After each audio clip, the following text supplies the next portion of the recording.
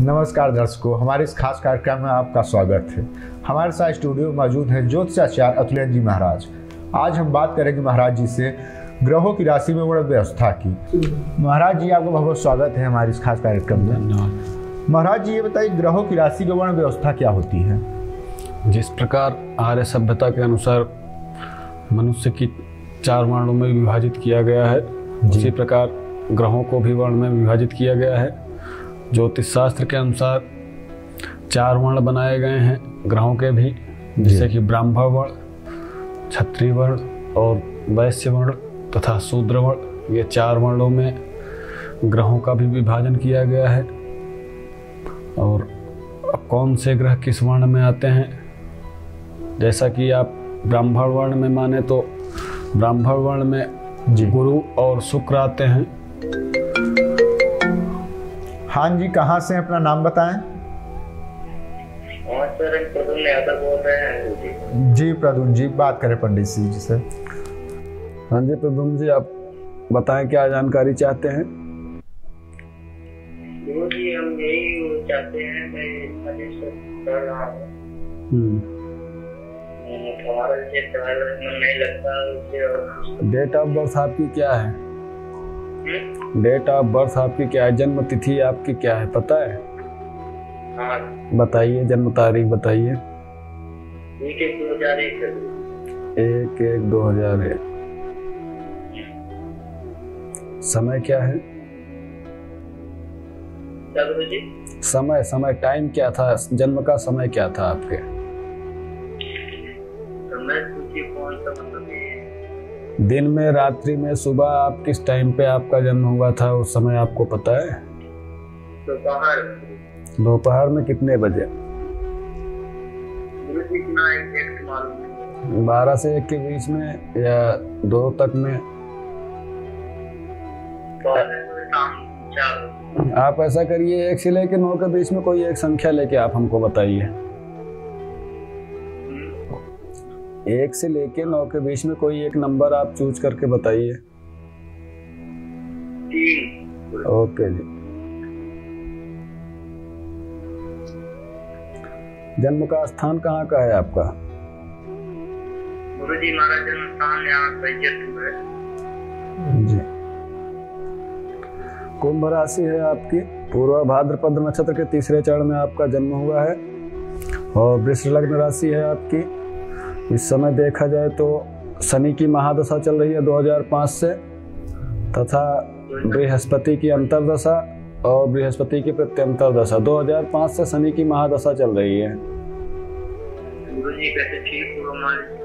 आपके कार्यों में जो रुकावटें आ रही हैं, अड़चने आ रही हैं, पढ़ाई लिखाई में जो मन नहीं लग रहा है आपका, कोई सफलता प्राप्त नहीं हो रही है, शनि के कारण ही हो रही है, क्योंकि आपका स्वामी भी शनि है, कुंभ राशि है आपकी। इसमें आपको शनि से लेके उपाय करना होगा। साथ साथ गुरु भी आपका खराब चल रहा है, वक्री चल रहा है। इसमें आप शनिवार के दिन शनिदेव का मंदिर हो आसपास आपके, आप 250 ग्राम सरसों का तेल ले लीजिएगा और 50 ग्राम काला तिल। पहले आप सरसों के तेल से 50 ग्राम तेल डाल के स्नान कराइएगा सर से, उसके बाद तिल डालिएगा, फिर बचे हुए तेल को आप डाल के स्नान कराइएगा। और एक दीपक जलाना होगा शनि भगवान के सामने दोनों टाइम, सुबह शाम दोनों टाइम। और सुबह के टाइम पीपल को आप जल दे दीजिएगा जब आप शनिवार को जाएंगे पूजा करने। तो इतना करिए, 5 से 7 शनिवार में हो सकता है आपको कुछ लाभ मिलना शुरू हो जाएगा जी। स्वास्थ्य भी नहीं ठीक रहता है,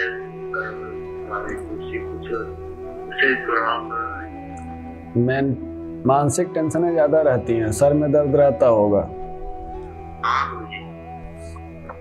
और देखा जाए तो धनेश में आपके राहु बैठा हुआ है 3रा घर लेकर के, इसलिए प्रॉब्लम हो रही है स्वास्थ्य संबंधित। और राहु के लिए आप बुधवार के दिन आप कुत्ते को दूध और बिस्किट खिलाइए 12:30 से 1:45 के बीच में, दोपहर में जी, बुधवार के दिन। जी गुरुजी। ओके, कितना करिए लाभ मिलेगा आपको? 5-7 हफ्ते करिए। ठीक गुरुजी, प्रणाम। ओके।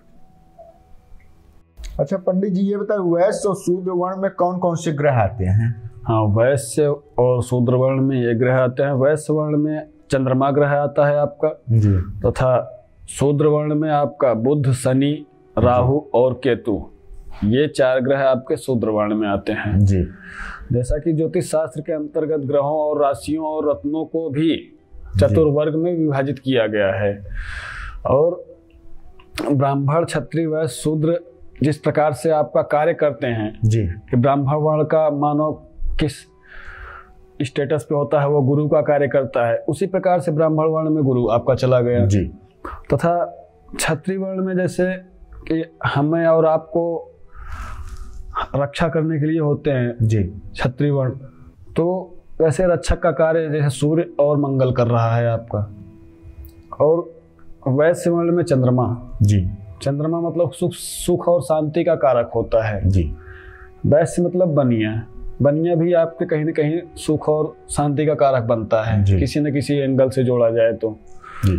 और शूद्र वर्ण में आपके शनि, राहु, केतु और बुध, ये 4 ग्रह जो आते हैं बल और पराक्रम के कारक होते हैं। ये चारों ग्रह मतलब आपका बल पौरुष का कार्य, जैसे कि प्रजातंत्र का मतलब व्यवस्था पहले चली आ रही है और उसी के माध्यम से अभी भी चल रहा है। ऐसा कुछ नहीं है कि लोग कहते हैं जातिवाद या कुछ भी, वो सारा सिस्टम उसी के अकॉर्डिंग ग्रहों में भी है और उसी के अकॉर्डिंग आपका राशि में भी है। और वही राशि के हिसाब से कौन से रत्न आपके आते हैं, रत्न भी आपको अगर आप आगे जानना चाहेंगे कि रत्न कौन से किस वर्ण में आते हैं, ये सारे रत्न, तो वो भी है, सारी व्यवस्था है जी। और निश्चय ही यह वर्ण निर्धारण ब्राह्मण, क्षत्रिय, वैश्य, शूद्र जाति बोधक न होकर विशेषता बोधक रहा है जी। विशेषता मतलब आपकी एक विशेष छवि का मतलब उसके अनुसार आप समझिए जी, वो रहा है, अथवा जाति के नाम व रूप में प्रख्यात हो गया है यह जी। हम आप जो देखते हैं यह जाति के नाम पे विख्यात चल रहा है जी। और यह श्रेणी कारण उस वस्तु के रूप और रंग गुप्त प्रभाव पर भी आधारित होता है जी। मतलब ब्राह्मण वर्ण का है तो वो क्या कार्य कर रहा है, क्षत्रिय का क्या कार्य है, वो क्या कार्य कर रहा है, मतलब थोड़ा बहुत तो उसके वर्ण के हिसाब से उसको कार्य अपने आप उसके अंतर कार्यशैली प्रकट हो जाती है, वो उसे प्राप्त हो जाती है। अब राशि, ये पंडित जी हमारे अंदर एक सवाल आ रहा है, जैसे कि इसमें राशियों का क्या प्रभाव होता है? राशि वर्ण, राशियों का भी वर्ण व्यवस्था है जी। अब राशि 12 राशियां होती हैं जी आपकी, मेष, वृष, कर्क, मीन, सिंह, धनु, वृश्चिक, कन्या, मकर, मिथुन, तुला, कुंभ आदि 12 राशियां हैं जी। इनमें भी कौन कौन सी राशियां किस वर्ण के अंतर्गत विभाजित की गई हैं ज्योतिष शास्त्र के अंतर्गत, ये अगर आप जानना चाहें तो वही हम बताते हैं आपको जी। तो पंडित जी बताइए इन राशियों का ग्रहों में क्या प्रभाव है? राशियों का ग्रहों में ग्रह के अकॉर्डिंग ही राशियां हैं जी। ग्रह ही राशियों के स्वामी होते हैं जी। अब कौन सा ग्रह आ रहा है लग्नेश में, उसके अनुसार ही राशि विद्यमान होगी और कौन सा जन्म राशि उसका बन रहा है। लेकिन चंद्रमा ग्रह है जी, वो जब चंद्रमा के साथ कौन सा घर लेके बैठ रहा है, जैसे कि 5वां घर लेके बैठ रहा है तो सिंह राशि हो जाएगी जी। 5वें घर में अगर चंद्रमा बैठ रहा है, या 12 घर होते हैं, 12 घर के अनुसार ही चंद्रमा जिस घर में बैठता है या जिस घर को लेके बैठता है उसी के अनुसार 12 राशियां आपकी कार्य करती हैं, 12 राशियां आपके प्रभाव डालती हैं जी। ऐसा हमको पंडित जी देखिए, जैसे अपने आसपास देखा जाता है कि हमारा ग्रह खराब है, तो वो ग्रहों को शांत करने के लिए राशियों का क्या प्रभाव होता है? राशि तो ग्रहों को शांत करने के लिए राशि का कोई मतलब उसमें वो नहीं है, हस्तक्षेप नहीं है। राशि तो मतलब ये है कि मतलब इस ग्रह के अनुसार इसकी ये राशि प्राप्त हुई है जी। या सूर्य राशि कौन सी है, लग्न राशि, चंद्र राशि कौन सी है, तो वो देखा जाता है। अब राशि के अनुसार आप का कौन सा ग्रह पीड़ित है जी, चंद्रमा के ऊपर जो पड़ना चाहिए किसी की दृष्टि, अब आपके जन्म या जन्मेश वाले घर में जिसमें चंद्रमा विद्यमान है उस पर कौन सी ग्रह की दृष्टि पड़ रही है या किस प्रकार से पड़ रही है, वो उस हिसाब से फलदायी होते हैं जी। उसी के अनुसार प्रभाव डालते हैं जी।